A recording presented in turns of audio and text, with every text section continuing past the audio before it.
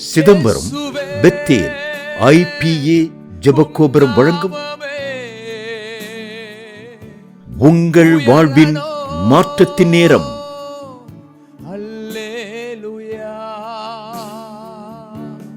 அன்பான கர்த்தருடைய பிள்ளைகளுக்கு இயேசு கிறிஸ்துவின் நாமத்தில் அன்பின் வாழ்த்துக்கள். எங்கள் பெத்தேல் IPA ஜெபகோபுரத்தின் சார்பாகவும் நாங்கள் வாழ்த்துக்களை தெரிவிக்கிறோம். கர்த்தர் உங்கள் ஒவ்வொருவரையும் ஆசீர்வதிப்பாராக. ஆமென். இந்த நாளிலும் கூட கர்த்தர் உங்களை பார்த்து சொல்கிறார், பயப்படாதிருங்கள் என்று. ஆமென். ஹல்லேலூயா. இந்த நாளிலும் கர்த்தர் நம் எல்லாரையும் பார்த்து அவர் சொல்றாரு, பயப்படாதீங்க, பயப்படாதிருங்கள் என்று. ஆமென். நாம் வேதத்திலிருந்து சில காரியங்களை வாசிக்கலாமா? மார்க் எழுதின சுவிசேஷம் 4ஆம் அதிகாரம் அதில் 36வது வசனத்திலிருந்து நான் வாசிக்கிறேன். மார்க் எழுதின சுவிசேஷம் 4ஆம் அதிகாரம் அதில் 36வது வசனத்திலிருந்து நான் வாசிக்கிறேன். அவர்கள் ஜனங்களை அனுப்பிவிட்டு அவர் படவில் இருந்தபடியே அவரை கொண்டு போனார்கள். வேறே படவுகளும் அவரோட கூட இருந்தது. அப்பொழுது பலத்த காற்று உண்டாயிற்று. படவு நிரம்பத்தக்கதாக அலைகள் அதன் மேல் மோதிற்று. கப்பலின் பின்னணையத்தில் அவர் தலையணையை வைத்து நித்திரையாயிருந்தார். அவர்கள் அவரை எழுப்பி, போதகரே, நாங்கள் மடிந்து போகிறது உமக்கு கவலையா இல்லையா என்றார்கள். அவர் எழுந்து காற்றை அதட்டி கடலை பார்த்து, இறையாதே, அமைதலாயிரு என்றார். அப்பொழுது காற்று நின்று போய் மிகுந்த அமைதல் உண்டாயிற்று. அவர் அவர்களை நோக்கி, ஏன் இப்படி பயப்பட்டீர்கள்? ஏன் உங்களுக்கு விசுவாசம் இல்லாமல் போயிற்று என்றார். நல்லா கவனிங்க. இயேசு கிறிஸ்துவும் அவருடைய சீஷர்களும் கடல்ல படகுல யாத்திரை செய்து கொண்டிருக்கும் பொழுது ஒரு பெரிய காற்று என்ன ஆகுது அப்படின்னா உண்டாகுது. அதனால அந்த படகு என்ன செய்யுதுன்னா அசையும் பொழுது சீஷர்கள் எல்லாருக்கும் பயம் உண்டாகுது. பயம் உண்டாயிற்று. ஏன்னா உயிர் போயிருமோ அப்படின்னு சொல்லிட்டு கப்பல் இருக்கிற 12 சீஷர்களுக்கும் பயம் உண்டாயிற்று. ஆனால் இயேசு கிறிஸ்துவோ ஒரு மூலையில தலையணையை வைத்து கொண்டு அவர் தூங்கி கொண்டிருக்கிறார். சீஷர்கள் எல்லாருக்கும் ஒரே பயம், கூச்சலிடுறாங்க, சத்தமிடுகிறார்கள். ஏன்னா பலத்த காற்று அடிக்கிறது. கொஞ்சம் அப்படியே அடித்து கொண்டிருந்தோம் என்று சொன்னா கப்பல் மூழ்கி போயிடும். மூழ்கி போயிட்டா எல்லாரும் இறந்து போயிடுவோம், மடிந்து போயிடுவோம்னு சொல்ல பயம், உயிர் பயத்துல என்ன பண்றாங்க அப்படின்னா சீஷர்கள் எல்லாரும் சத்தமிடுகிறார்கள், கூச்சலிடுகிறார்கள் பயத்தினால. அப்பொழுது சீஷர்கள் எல்லாரும் இயேசு கிறிஸ்துவிடத்துல வந்து, போதகரே, நாங்கள் மடிந்து போகிறது உங்களுக்கு கவலையா இல்லையா? நீங்க இப்படி இருக்கிறீங்களே, தூங்கிட்டு இருக்கிறீங்களேன்னு சொல்லப்போ இயேசு கிறிஸ்து வரார். வந்து என்ன பண்ணுகிறார்? காற்றையும் கடலையும் பார்த்து, இறையாதே, நில்லுன்னு சொல்லும் பொழுது அது அப்படியே நின்று போயிற்று. சீஷர்கள் எல்லாம் ஆச்சரியப்படுறாங்க. இயேசு கிறிஸ்து சொல்லும் பொழுது காற்றும் கடலும் அப்படியே கீழ்ப்படுகிறதே என்று ஆச்சரியப்படுகிறார்கள். ஆமென். இயேசு கிறிஸ்து நம் வாழ்க்கையில இருக்கும் பொழுது அப்படிதாங்க. காற்றும் கடலும் வாழ்க்கை என்கிறதான நாம் படகுல அடிக்கும் பொழுது இயேசு கிறிஸ்துவை நோக்கி நீங்களும் நானும் பார்க்கும் பொழுது நம்முடைய படகு எந்த ஒரு சேதமும் ஆகாது. நம்முடைய வாழ்க்கைங்கிறதான படகு அது கவிழ்ந்து போகாதுங்க. இயேசு கிறிஸ்து இயற்கையை பார்த்து அவர் கட்டளை இடுகிறார். இயற்கையும் இயேசு கிறிஸ்துவுக்கு கீழ்ப்படுகிறதா இருக்கிறது. நம் இயேசு கிறிஸ்து சர்வத்தையும் படைத்த தேவனாய் இருக்கிறார். வானமும் பூமியும் அவருடையது, சமுத்திரங்கள் அவருடையது, நீங்களும் நானும் பார்க்கிறதான எல்லாமே அவர் சொல்ல சொல்ல சொல்ல உண்டானதா இருக்கிறது. ஆமென். அவர் சொல்ல ஆகும், அவர் கட்டளையிட அது நிற்கும். இயேசு கிறிஸ்து சீஷர்கள் எல்லாரும் அந்த பயந்துட்டு இருக்கும் பொழுது, சீஷர்கள் எல்லாரும் பயத்துல நாங்கள் மடிந்து போகிறோம் என்று கூச்சலிடும் பொழுது இயேசு கிறிஸ்து ஒரு அற்புதத்தை செய்கிறார். அற்புதத்தை செய்து அங்கு உள்ள சீஷர்களை அவர் காப்பாற்றுகிறார். ஆமென். பயப்படாதீங்க அப்படின்னு சொல்றாரு இயேசு கிறிஸ்து அவர்களை பார்த்து. அப்படிதாங்க நீங்க உங்க வாழ்க்கையில ஏதாவது குறிச்சாவது பயந்துட்டு இருக்கிறீங்களா? என் வாழ்க்கையில காரியங்கள் எல்லாம் மாறா நடக்குது, என்னோட வாழ்க்கைன்ற படகு அப்படியே ஒரு மாறி போயிட்டு இருக்கு, எதுவுமே சரியா இல்லை அப்படின்னு உங்களுக்கு தோணுதா? இயேசு கிறிஸ்து உங்களை பார்த்து தான் சொல்கிறார். எப்படி சீஷர்களை பார்த்து பயப்படாதிருங்க அப்படின்னு சொன்னது போல இயேசு கிறிஸ்து உங்களை பார்த்து சொல்றாருங்க, பயப்படாதீங்க. உங்கள் வாழ்க்கைன்ற படகுல இயேசு கிறிஸ்து உங்களோடு இருக்கிறார். ஆமென். அவரை நீங்கள் நோக்கி பார்க்கும் பொழுது, அவரை இயேசுவே என்று கூப்பிடும் பொழுது, அவர் இறங்கி வந்து உதவி செய்து உங்களை காப்பாற்றுகிற, உங்களுக்கு ஆறுதல் செய்கிற, உங்கள் தேவைகளை சந்திக்கிற தேவனாய் நம் இயேசு கிறிஸ்து இருக்கிறார். ஆமென். ஹல்லேலூயா. அதே போல இன்னொரு சம்பவத்தை நாம் பார்க்கலாம் வேதாகமத்திலிருந்து. மத்தேயு எழுதின சுவிசேஷம் 14ஆம் அதிகாரம் 22ஆம் வசனத்திலிருந்து நாம் பார்க்கலாம். இயேசு ஜனங்களை அனுப்பிவிடுகையில் தம்முடைய சீஷர்கள் படவில் ஏறி தமக்கு முன்னே அக்கறைக்கு போகும்படி அவர் துரிதப்படுத்தினார். அவர் ஜனங்களை அனுப்பிவிட்ட பின்பு தனித்து ஜெபம் பண்ண ஒரு மலையின் மேல் ஏறி சாயங்காலமான போது அங்கே தனிமையாய் இருந்தார். அதற்குள்ளாக படவு நடுக்கடலிலே சேர்ந்து எதிர்காற்றாய் இருந்தபடியினால் அலைகளினால் அலைவுபட்டது.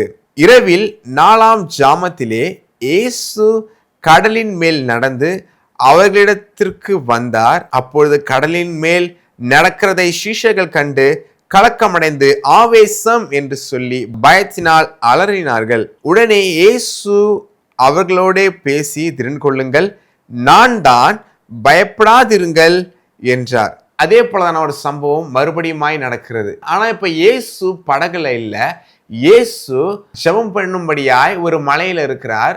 சீஷர்கள் எல்லாரையும் அவர் துரிதப்படுத்தி ஒரு கிராமத்திற்கு, ஒரு ஊருக்கு அவர் அனுப்பி வைக்கிறார். இப்போ சீஷர்கள்லாம் என்ன பண்றாங்கன்னா, படகுல யாத்திரை செய்து கொண்டிருக்கிறாங்க. கடல் யாத்திரை செய்து கொண்டிருக்கும் பொழுது இயேசு கிறிஸ்து இப்பொழுது கப்பல்ல இல்ல, இயேசு கிறிஸ்து இப்ப மலையில அவர் ஜெபம் செய்து கொண்டிருக்கிறார். அதே போலதான சம்பவம் இங்க திரும்பவுமாய் நடக்குது. இப்போ சீஷர்கள் 12 பேரும் என்ன பண்றாங்க அப்படின்னா, யாத்திரை செய்து இன்னொரு ஊருக்கு போறாங்க. இயேசு கிறிஸ்து அவர்களை அனுப்பி வைக்கிறார். ஆனா இயேசு கிறிஸ்து படகுல இப்போ போல, சீஷர்களும் மாத்திரம் போறாங்க. இயேசு கிறிஸ்து இப்போ தனியாய் ஒரு மலையில அவர் ஜெபம் செய்து கொண்டிருக்கிறார். ஆமென். இப்போ பார்த்தோம் அப்படின்னா, இயேசு கிறிஸ்து படகுல இல்ல, இயேசு கிறிஸ்து என்ன பண்றாரு அப்படின்னா, அவர் தனியா மலையில ஜெபம் செய்து கொண்டிருக்கிறார். கடல்ல அவங்க சீஷர்கள் மாத்திரம் அவங்க யாத்திரை செய்து கொண்டு போயிட்டு இருக்காங்க. அப்படி போய் கொண்டு இருக்கும் பொழுது என்ன நடக்குது அப்படின்னா, ஒரு எதிர்காற்று உண்டாகி கடல்ல கப்பல் மூழ்கத்தக்கதாக காற்று அடிக்குது. சீஷர்களுக்கு மறுபடியுமாய் ஒரே பயம் உண்டாகுது. ஏன்னா மடிந்து போகிறோம். முன்பாவது இயேசு கிறிஸ்து கப்பல்ல இருந்தாரு, நம்மளை காப்பாத்திட்டாரு. இப்போ என் கப்பல்ல இயேசு கிறிஸ்து இல்ல, எப்படி நாம் என்ன செய்ய போகிறோம் என்று முன்பு இருந்த பயத்தை காட்டிலும் இப்போ உள்ள பயம் அவங்களுக்கு அதிகப்படியானதுனால மிகவும் கூச்சலிட்டு சத்தமிடுகிறார்கள். நாங்கள் மடிந்து போகிறோம் அப்படின்னு சொல்லிட்டு பயத்தினால கூச்சலிடுகிறார்கள். இயேசுவை நோக்கி கூப்பிடுறாங்க, சத்தமிடுகிறார்கள். அப்போ இயேசு என்ன செய்யறார் அப்படின்னா, கடலின் மீது நடந்து வருகிறார். ஆமென். சீஷர்களின் சத்தத்தை கேட்டு இயேசு கிறிஸ்து கடலின் மீது நடந்து வருகிறார். நடந்து வந்தது மாத்திரம் இல்லைங்க, அந்த காற்றையும் கடலையும் அவர் அப்படியே ஸ்டாப் பண்றாரு. மிகுந்த அமைதல் உண்டாயிற்று. ஆமென். அப்பொழுது ஒரு பெரிய ஆச்சரியமான விஷயம் பாருங்களேன். இயேசு ஒரு இயற்கைக்கு நேராக கட்டளையிடும் பொழுது அது அப்படியே நடக்குங்க. ஆமென். இயற்கைக்கு அப்பாற்பட்டதான காரியங்களை நீங்களும் நானும் நம்புகிற, விசுவாசிக்கிற கர்த்தர் அவர் செய்ய வல்லமுள்ள தேவனாய் இருக்கிறார். காற்றும் இல்லை, மழையும் இல்லை, வாய்க்கால்கள் நிரம்புமானா இயேசு கிறிஸ்து இருக்கும் பொழுது நிச்சயமாய் நிரம்பும். இயேசு கிறிஸ்து உங்க வாழ்க்கையில, என் வாழ்க்கையில இருக்கும் பொழுது நீங்கள் எதிர்பார்க்கதான காரியங்கள், நான் எதிர்பார்க்கதான காரியங்களை கர்த்தர் செய்ய அவர் வல்லமுள்ள தேவனாய் இருக்கிறார். ஆமென். அப்படியா இயேசு கிறிஸ்து இந்த 2 பெரிய அற்புதங்களை அவர் செய்கிறார். முதலாவது பார்த்தோம், கப்பல்ல இயேசு கிறிஸ்துவும் அவருடைய சீஷர்களும் கடல் யாத்திரை செய்து கொண்டிருக்கும் பொழுது பெரிய காற்று உண்டாயிற்று. படகு மூழ்கத்தக்கதாய் ஒரு பெரிய ஆபத்து இருந்த பொழுது சீஷர்கள் பயந்தார்கள், இயேசுவை நோக்கி கூப்பிட்டார்கள். இயேசு கிறிஸ்து இறையாதே நில் என்று சொன்ன பொழுது ஒரு மகா பெரிதான ஒரு அற்புதம் நடந்தது. ஆமென். அதே போல இரண்டாவது பார்த்தோம், சீஷர்கள் மாத்திரம் கடல்ல யாத்திரை செய்து கொண்டிருக்கும் பொழுது இயேசு கூட இல்லை, ஆனா இயேசுவே என்று அவர்கள் கூப்பிட்ட பொழுது இயேசு வந்து உதவி செய்தார். எப்படி தெரியுமாங்க? கடல் மீது நடந்து வந்து உதவி செய்கிற தேவனாய் இருக்கிறார். ஆமென். ஹல்லேலூயா. அதே போல பேதுரு கேட்கிறார். என்ன கேட்கிறார் தெரியுமா? இயேசுவே, நானும் உம்மை போல கடல் நடக்கலாமா அப்படின்னு சொல்லப்போ, ஏசப்பா வா என்று சொன்னப்போ அந்த கடல்ல பேதுருவும் நடக்கிறாருங்க. கடல்ல நடக்கிறது என்ன ஒரு சாதாரண விஷயமா? தரையில நடக்கலாம், மண்ணில் நடக்கலாம். ஆனா கடல்ல, தண்ணியில யாராலும் நடக்க முடியாது. ஆனா இயேசு கிறிஸ்து கடல் மீது நடந்தார். ஆமென்.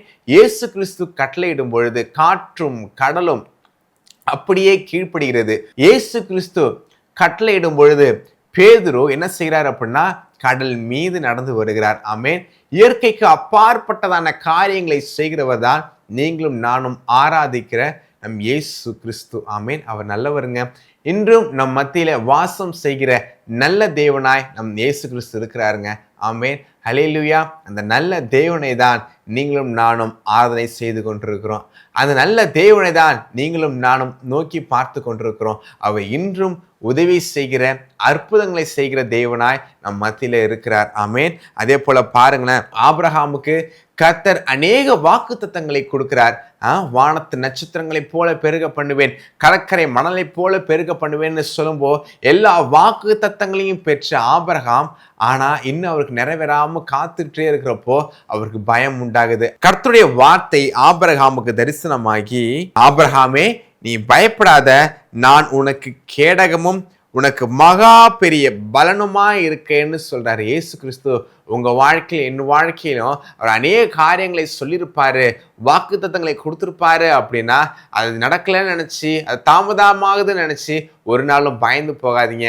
இயேசு கிறிஸ்து உங்களை பார்த்து சொல்றார், பயப்படாத, நீ கலங்காத, உனக்கு கேடகமாவும் உனக்கு மகா பெரிய பலனுமாவும் நான் உன் கூட இருக்கேன். அது நிச்சயமாய் உனக்கு செய்து முடிப்பேன். ஏற்ற காலத்துல ஏற்ற நேரத்துல சரியாய் அழகாய் நான் அதை உனக்கு செய்து முடிப்பேன் என்று இயேசு கிறிஸ்து சொல்றாருங்க. அதே போல ஆபிரகாம் அதை நம்பினாரு, கர்த்தருடைய வார்த்தையை விசுவாசித்தாரு. கர்த்தர் வாக்குத்தத்தம் பண்ணினது போலயே அழகான ஈசாக்க கொடுத்தாரு. பெரிய சந்ததி உருவானுச்சு, பெரிய சொத்துக்கள் உண்டானது. கர்த்தர் ஆபிரகாமை அவ்வண்ணமாய் அவர் கட்டளையிட்ட பிரகாரமாகவே, அவர் வாக்குத்தத்தம் பண்ணின பிரகாரமாகவே கர்த்தர் அவனை ஆசீர்வதித்து பெருகவே பெருக பண்ணினார். ஆமென். ஹல்லேலூயா. அதே போல நீங்களும் நானும் இதை குறிச்சாவது யோசிச்சுட்டு இருக்கிறோமா? ஏதாவது ஒரு துவங்க போறேன், ஆனா இது துவங்கலாமா வேணாமா, பயமா இருக்கு, லாஸ் ஆயிருமா பயமா இருக்கு, ஒரு தொழில் தொடங்கலான்னு இருக்கேன் ஆனா ஆரம்பிக்கலாமா என்ற பயத்துல இருக்கீங்களா? கர்த்தர் உங்களை பார்த்து சொல்றாரு, தைரியமா தொடங்குங்க. கர்த்தர் உங்க வாழ்க்கையில அந்த காரியத்துல கர்த்தர் பெரிய காரியங்களை செய்வார். எனக்கு வியாதியா இருக்கு, இப்படி யாரு குணப்படுத்துவா, இது சாத்தியம் இல்லாத இருக்கே, டாக்டர்ஸ் ரிப்போர்ட்லாம் பயங்கரமா இருக்கே, இதெல்லாம் பார்த்தா எனக்கு ரொம்ப பயமா இருக்குன்னு சொல்றீங்களா? இயேசு கிறிஸ்து உங்களை பார்த்து சொல்றாருங்க, பயப்படாதீங்க. இயற்கைக்கு அப்பாற்பட்டதான காரியங்களை செய்கிற தேவன் நீங்களும் நானும் ஆராதிக்கிற நம் கர்த்தர். ஆமென். ஹல்லேலூயா. அவருடைய தழும்புகளால் குணமாகிறோம் என்று வசனம் சொல்கிறது. இயேசு கிறிஸ்துவின் தழும்புகளால் நீங்கள் இந்த நாள்ல இந்த நேரத்துல சுகமாக போறீங்க. ஆமென். விசுவாசிங்க, நம்புங்க. கர்த்தர் உங்கள் வாழ்க்கையில பெரிய காரியங்களை செய்வார். பயப்படாதீங்க, ஒரு நாளும் பயந்து போகாதீங்க. கர்த்தர் உங்கள் கூடயே உங்களுக்குள்ளாகவே வசிக்கிற வாழ்கிற தேவனாய் இருக்கிறார். ஆமென். ஹல்லேலூயா. அதே போல படிக்கிற பிள்ளைகளா இருக்கிறீங்களா? படிப்பை குறித்து பயப்படாதீங்க, எதிர்காலத்தை குறித்து பயப்படாதீங்க. இல்லை எப்படி நான் பாஸ் ஆக போறேன், எனக்கு ஏதாவது வேலை கிடைக்கணும் அப்படின்னு சொல்லிட்டு கலக்கத்தில் இருக்கிறீங்களா? எதை குறிச்சும் பயப்படாதீங்க. கர்த்தர் உங்கள் காரியங்கள் மேல அவர் கண்ணோட்டமா இருக்கிறாருங்க. அவருக்கு நல்ல நாமம் இருக்கு, எல்ரோகி, என்னை காண்கின்ற தேவன் என்று. அந்த காண்கின்ற தேவன் உங்களுடனோ என்னுடனோ அவர் இருக்கிறார். அவங்களை எந்நேரமோ நீங்கள் தூங்கினாலும் அவர் தூங்காம உங்களையும் என்னையும் அவர் பார்த்து கொண்டிருக்கிற நல்ல தேவனா இருக்கிறாருங்க. அவர் இன்றும் ஜீவிக்கிற தேவனா இருக்கிறார். இன்றும் உங்களையும் என்னையும் விசாரிக்கிற தேவனா இருக்கிறார். ஆமென். அந்த நல்ல தேவன் உங்க கூட இருக்கும் பொழுது நீங்க ஒரு நாளும் பயப்படாதீங்க, நீங்க ஒரு நாளும் கலக்கம் அடையாதீங்க.